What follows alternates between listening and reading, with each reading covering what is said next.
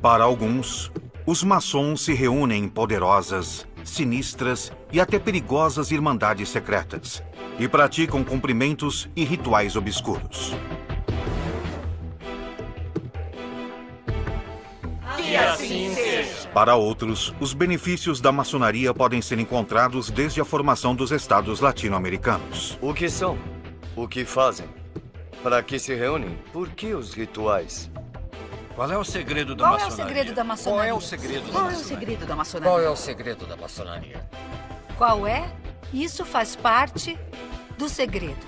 Qual é o segredo da maçonaria?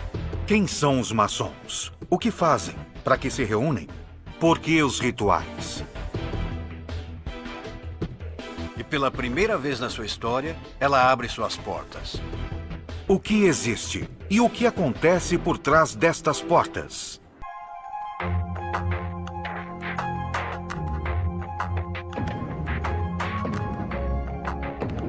A maçonaria está cercada de lendas, mitos e mistérios. Quais são os segredos que ela oculta?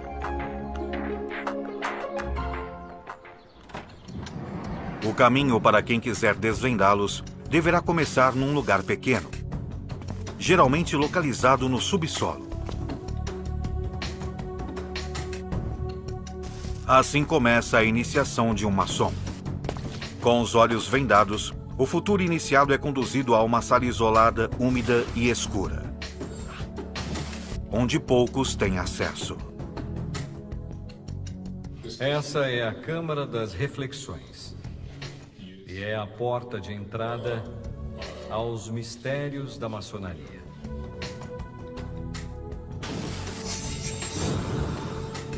São mistérios que os maçons ocultam dos que eles chamam de profanos e que apenas podem ser revelados se preservarem a sua identidade. Quem pretende ser iniciado deve passar a noite ali, apenas com uma vela, sal e água, e refletir sobre sua própria morte, sua finitude e sobre a infinitude do universo. Cada elemento presente na câmara ou gabinete de reflexão busca conscientizar o futuro iniciado da mudança que ele deverá realizar em sua vida, se deseja se tornar um maçom. A vela significa a luz interior que procura. Todos os elementos presentes possuem um significado alquímico, que simbolizam o autoconhecimento e o poder da transformação. O copo com água, o pão, o sal, o mercúrio e o enxofre. Nesta pequena sala também está presente a caveira, símbolo da morte. O homem profano deve morrer para renascer como maçom. E ele deve se perguntar: o que deixa? Qual é o seu testamento se hoje fosse seu último dia de vida? Com esse tipo de experiência, o que eles pretendem é que o maçom abra sua mente e perceba sua pequenez, mas também toda a sua perfeição. Isso é o que define a iniciação. Você está em um estado e passa a outro, de uma maneira importante. Parece que não, mas isso te transforma. E um dia você percebe que não é mais o mesmo que quando chegou aqui. Num lugar como este, há mais de 40 anos, Manuel Jiménez Guzmán começou a sua vida de maçom e hoje ocupa o mais alto cargo dentro da maçonaria mexicana. Ele lembra do ritual como uma prova pessoal. Reconhecer a mim mesmo e pôr à prova a minha capacidade, o meu valor pessoal, a minha integridade e a minha capacidade de resolver o que a maçonaria manifesta na iniciação. Um ritual de iniciação que o grande mestre da maçonaria argentina, Jorge Clavero, também viveu. A pessoa senta numa sala e pedem que escreva o que ela sente e então a pessoa escreve o que está sentindo, o porquê do ingresso e o que espera da instituição que vai te acolher, etc. O ingresso na maçonaria é voluntário. O candidato deve ser apresentado por um maçom e ser entrevistado. E depois que a sua admissão é aprovada pelos demais irmãos, o candidato deve estar disposto a transformar a sua forma de viver e de enxergar o mundo.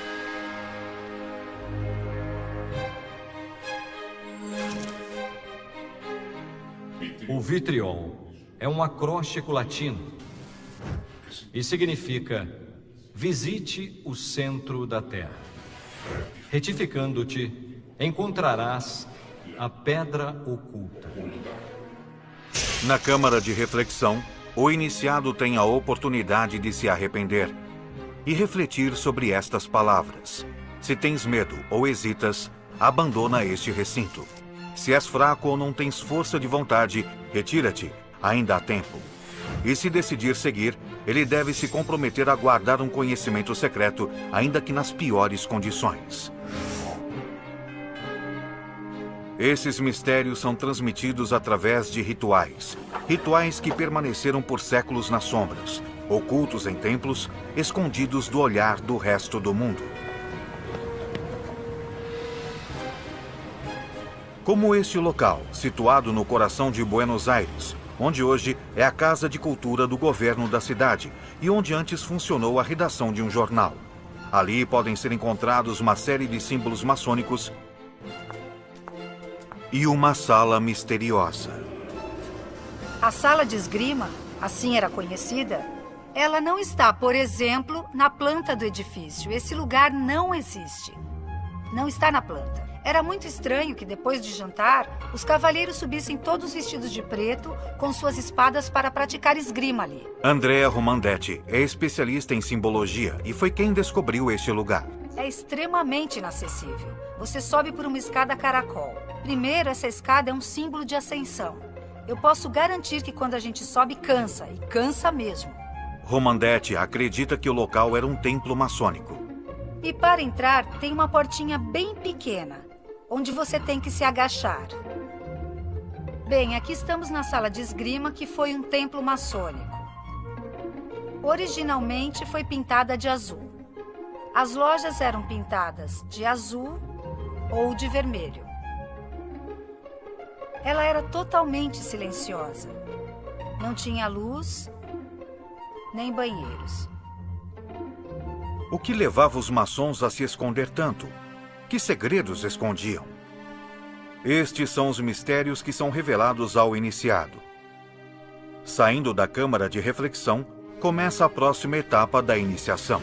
Sempre de olhos vendados, o iniciado chega pela primeira vez ao templo. Quando tiramos a venda, estamos ali, onde vemos a magnificência do templo e vemos os irmãos que nos recebem na loja. Mas antes de retirar a venda, durante a cerimônia, o iniciado é submetido a uma série de testes físicos e intelectuais. Alguns deles implicam em demonstrar que ali ele terá que abandonar as convicções que tinha e deixar claro que a decisão que terá que tomar não é uma decisão fácil, é um momento de muita reflexão. Para isso, na Argentina, são utilizadas estas estranhas cadeiras ou camas. Durante toda a cerimônia, o iniciado está vendado e escuta e sente as provas sem poder vê-las. Com esses exercícios físicos e mentais, é possível ver qual é a resposta da pessoa que pretende ingressar. São feitos uns testes que são definitivos para todos nós. E o melhor de tudo é enfrentá-los. Porque é o que permeia e ensina. E faz você amadurecer dentro da maçonaria no sentido que você começa do zero.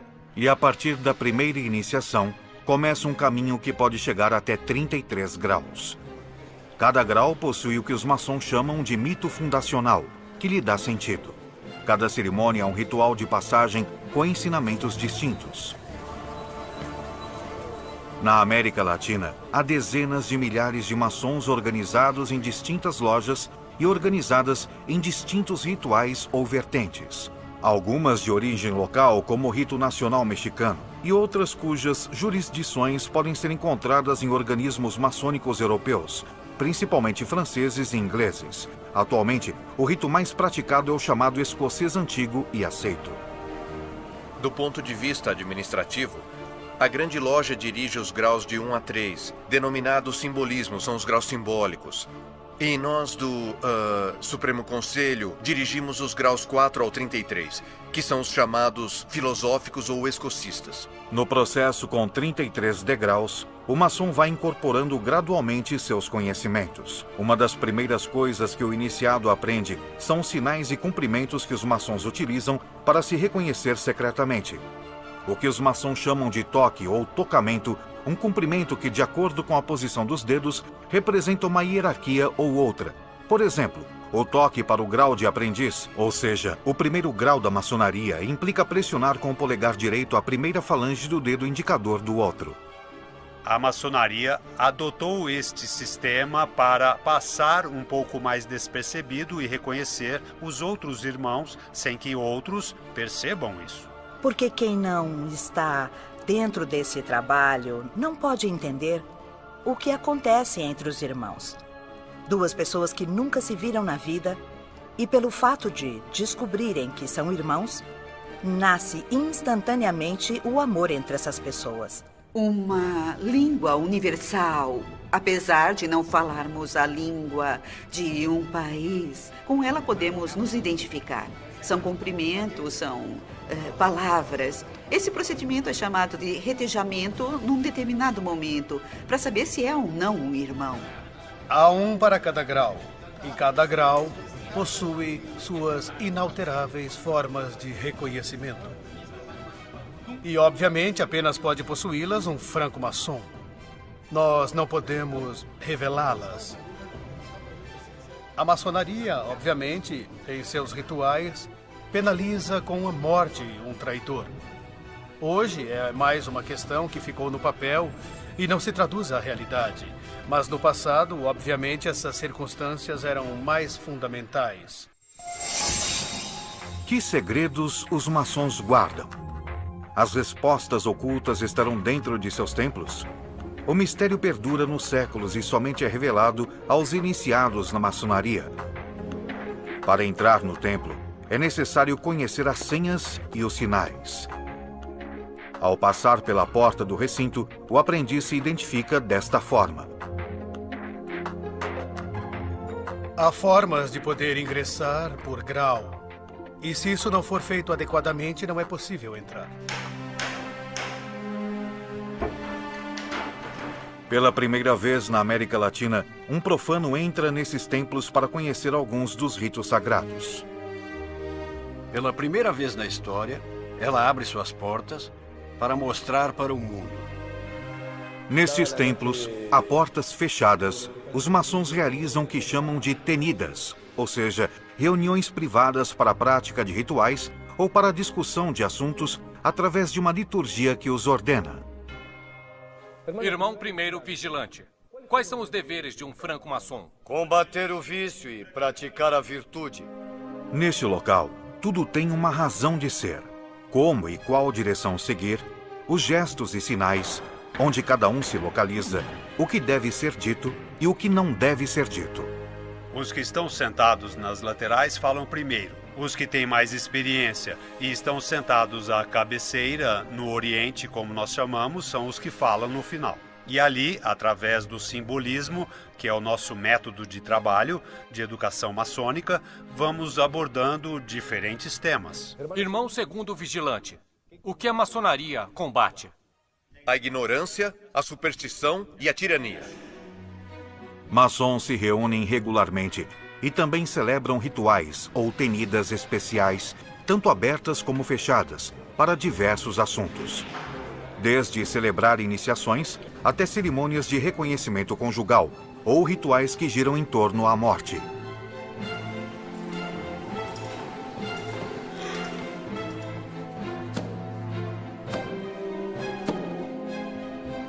Irmãos, venham. Vossos irmãos vos esperam. Estas reuniões fúnebres são em memória dos maçons mortos. E como todos os seus rituais estão carregados de simbolismo, a cerimônia inclui mel, leite e vinho, que são despejados num caixão para simbolizar as 3 etapas da vida. O mel é a pureza e a inocência da infância. O leite, a força e a vitalidade da fase adulta. E o vinho representa os prazeres da vida e a sabedoria da velhice. O número 3 é o número maçom, presente em todo o seu simbolismo.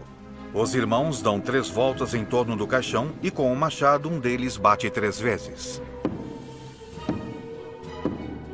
Esses 3 golpes misteriosos, de intensidade variável, simbolizam as 3 fases na vida de um homem: o nascimento, a idade adulta e o último suspiro.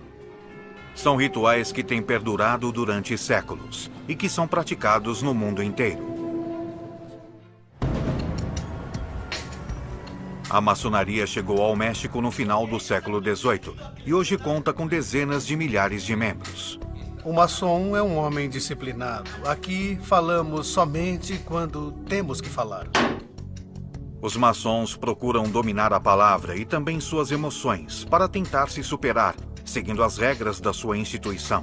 Ela quer que todos e cada um dos que pertencem a ela sejam seres pensantes, que raciocinem, que analisem, que tenham a possibilidade de emitir seus próprios julgamentos. Declaramos abertos os trabalhos na reunião branca. Podem sentar. Que habilidades devem adornar um maçom, querida irmã segundo vigilante? Sabedoria, força e união, venerável mestre. A maçonaria se traduz no conhecimento. Isso é a maçonaria. No centro do templo maçônico encontra-se o chamado Ara, onde se encontram 3 velas, a Bíblia e, em cima de tudo, o esquadro e o compasso, símbolo maçônico por excelência, que representa as ferramentas de trabalho dos primeiros maçons.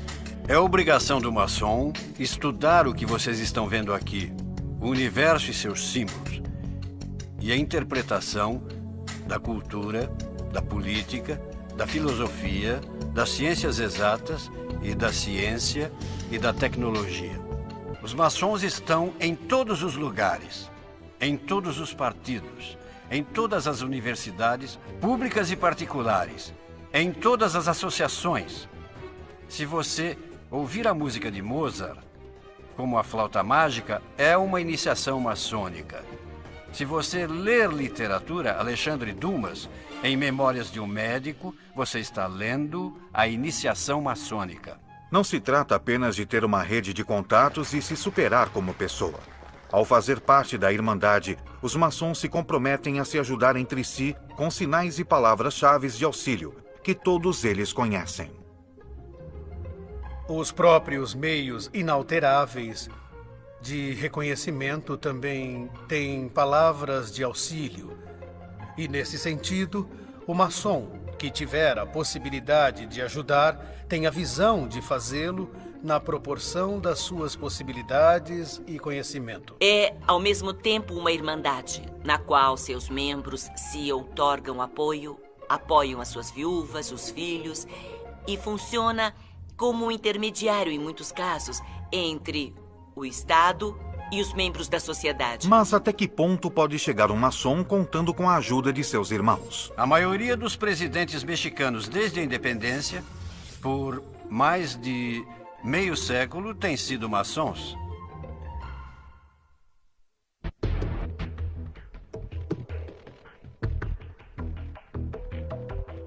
A maçonaria é uma sociedade iniciática que mantém seus ritos e cerimônias em segredo, abertas apenas para aqueles que decidem pertencer à organização. Para entrar em seus templos durante os rituais privados, é necessário que tenha realizado antes um rito jamais revelado, a iniciação. Porém, quem consegue ingressar, descobre ali uma longa série de símbolos que deverá estudar em seu caminho para o grau 33.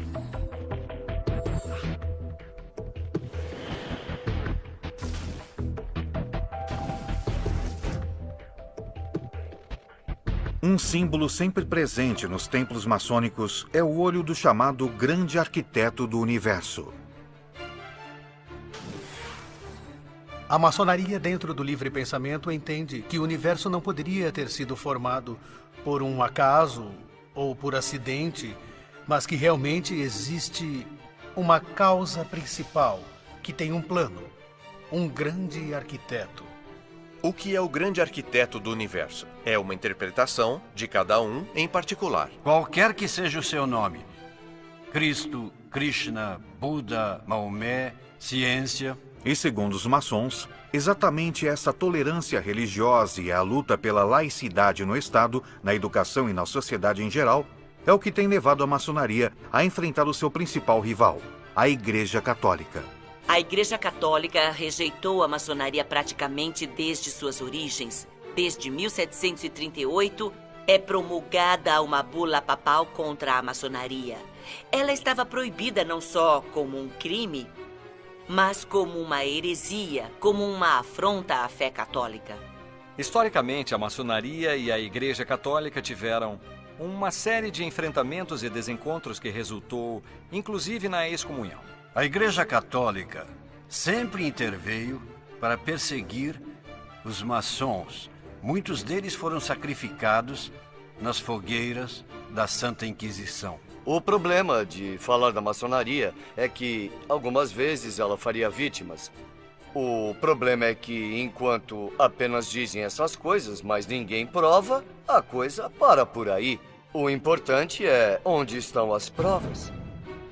A maçonaria, enquanto sociedade secreta, vai contra a Igreja e os princípios do Evangelho. Essa seria uma contradição. Ser maçom e também ser católico. Entretanto, sempre houve membros do clero católico que eram maçons. Embora seja muito mais drástica a postura antimaçônica da Igreja Católica do que a postura anticlerical da maçonaria mexicana. Apesar da perseguição da Igreja, que os obrigou a permanecer escondidos durante muitos períodos da história, os maçons conseguiram manter vivos os rituais e a simbologia através dos séculos. Na entrada dos templos, vemos as duas colunas que imitam as do templo do rei Salomão. E quando o iniciado passa por elas, revive o parto por entre as pernas da mãe para representar o novo nascimento como maçom. O pé das colunas em pedra bruta é o que simboliza o aprendiz maçom. E a pedra polida, portanto, é o maçom que já domina os segredos e rituais. Diante das colunas com direção ao leste, encontra-se o lugar onde estão as autoridades da loja. O lugar é chamado de o Oriente.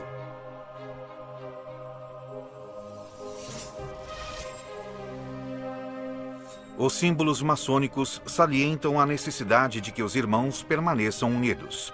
É assim como os maçons chamam uns aos outros, irmãos. E a corrente que sempre está presente nos templos e também em muitos túmulos de maçons simboliza o dever que os irmãos têm de ficar juntos. E a união entre os maçons é lembrada em alguns de seus rituais. Queridos irmãos, vamos realizar a corrente de união e com isso encerraremos nossos trabalhos. Grão-mestre, por que nossa corrente está quebrada? Está quebrada por nossos vícios e imperfeições. E o que devemos fazer? Cavar um poço sem fundo para os vícios e levantar templos à virtude. Então, com esse compromisso e conscientes do que cada um de nós tem expressado, pedimos, irmão mestre de cerimônia, fechar esta corrente e nos conduzir nesta corrente de união. Vamos nos despedir da nossa corrente de união com as palavras sacramentais ditas por 3 vezes 3. Saúde, força e união, um por todos e todos por um. Saúde, força e união! Saúde, força e união! Saúde, força e união! Um por todos, todos por um! Um por todos, todos por um! Um por todos, todos por um! Que assim seja! Outro símbolo presente em todos os templos maçônicos é o tabuleiro, um piso quadriculado em branco e preto, que significa que, para estar unido, é necessário que o maçom conviva com aquele que pensa ou que é diferente.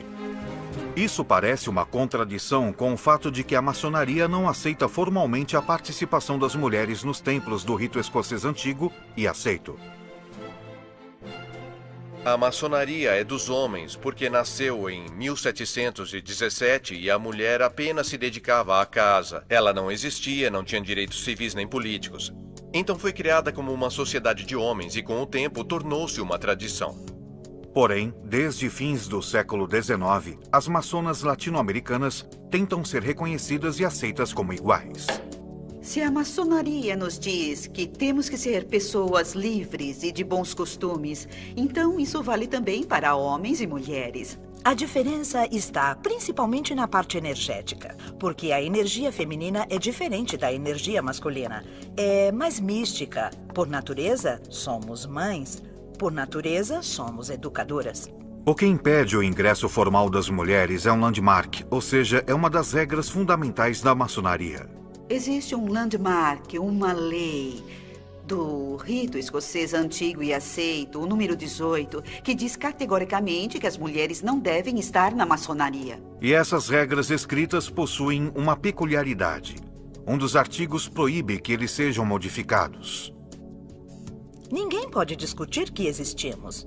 Ninguém pode negar que trabalhamos tão seriamente quanto o masculino. E ninguém pode negar à mulher o direito de poder trabalhar maçonicamente. E assim, as mulheres maçons latino-americanas vão ganhando terreno pouco a pouco. Mulheres de vários países da América do Sul se reúnem pela primeira vez no Grande Templo Masculino de Buenos Aires para festejar o 10º aniversário da Grande Loja Feminina da Argentina.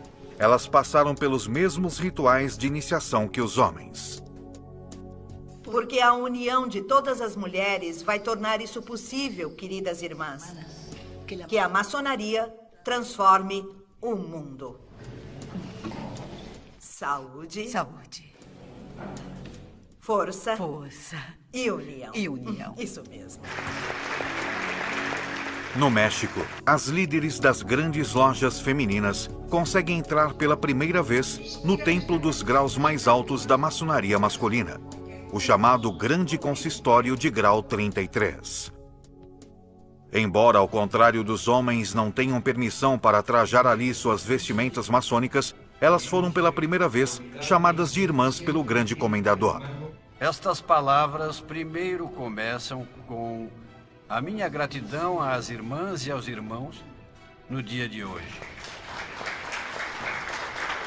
Foi a primeira vez e acho que isso é importante para eles e para nós, não? Porque parece que não, mas vai haver um futuro onde nós vamos poder nos unir todos juntos.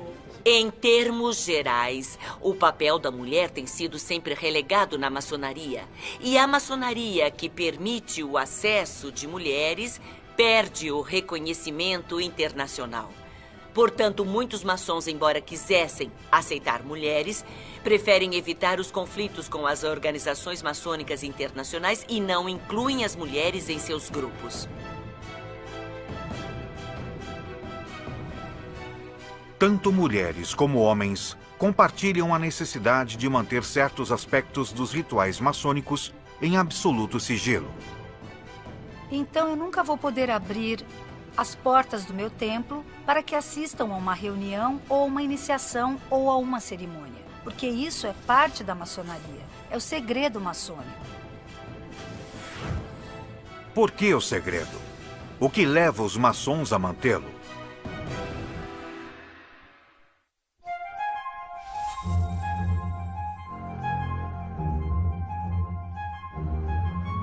Durante séculos, os maçons têm permanecido ocultos, protegendo uma tradição que conservam desde a Idade Média. Um segredo que transmitem através de experiências de vida, nas iniciações e nas reuniões.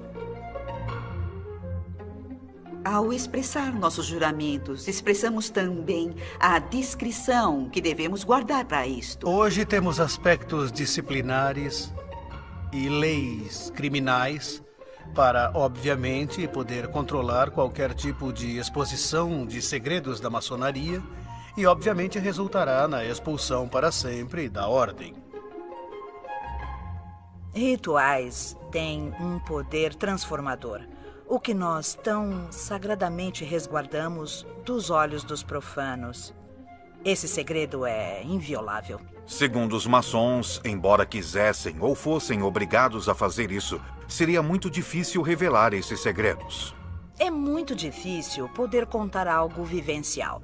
É difícil contar a um profano e é difícil contar a um irmão.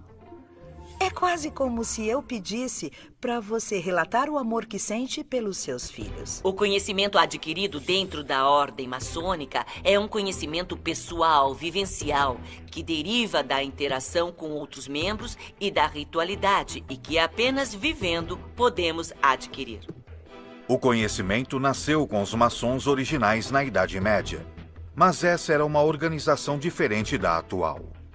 O que era chamado de maçonaria operativa eram as confrarias de construtores, as confrarias de pedreiros, arquitetos, todas as pessoas que se dedicavam à arte da construção. A palavra maçom vem do francês e significa pedreiro ou operário.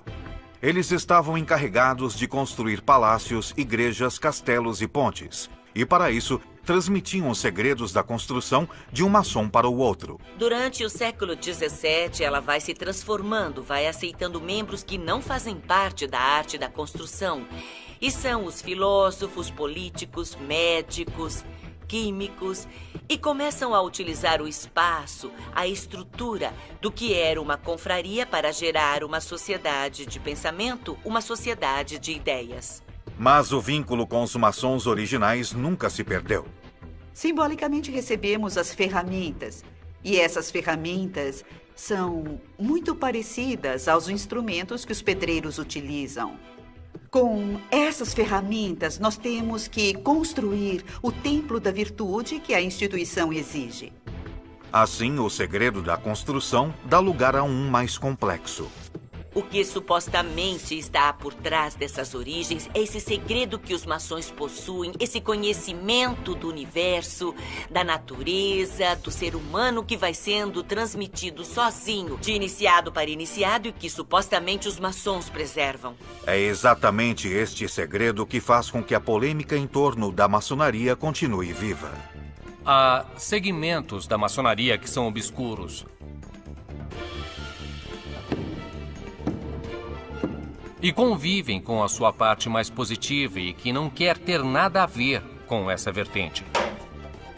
Eles foram acusados de muitíssimas coisas, e de conspirações e de toda essa questão. Há muitos mitos e questões de maçons, de sua forma de comunicação, de sua forma de governar, de sua forma de levar a direção do mundo, é o que dizem. Muito além de mitos e teorias da conspiração, é inegável que a maçonaria tem sido um elemento-chave na história das sociedades latino-americanas. E, como tal, tem sido sempre não o motor da história, mas uma ferramenta com a qual a maior parte dos políticos, sobretudo os liberais ou os radicais, tem recorrido para consolidar seus projetos políticos. E os maçons garantem que também tem sido uma ferramenta de desenvolvimento pessoal para cada um deles. O meu caráter, a minha forma de pensar, de agir, não pode ser explicado sem pertencer à maçonaria. Eu tenho orgulho de ser maçom, porque eles me ensinaram a trabalhar livremente o meu intelecto e porque eles me ensinaram o caminho certo na vida. Eles me ensinaram a usar a razão na procura da verdade.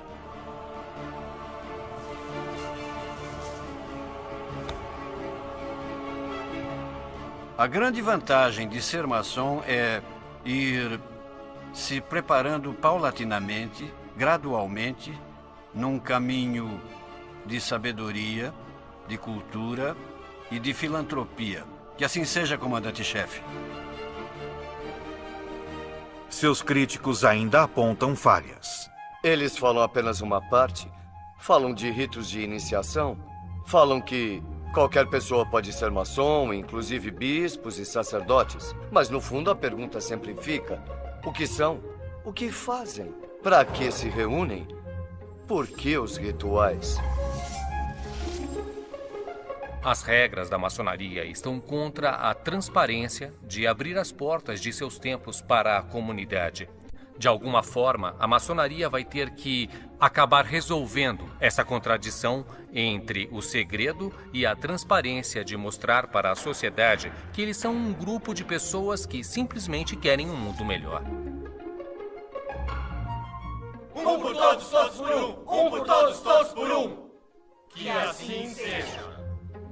Enquanto a maçonaria mantiver muitos de seus rituais ocultos, impedindo que venham à luz, essas dúvidas certamente continuarão presentes em toda a sociedade.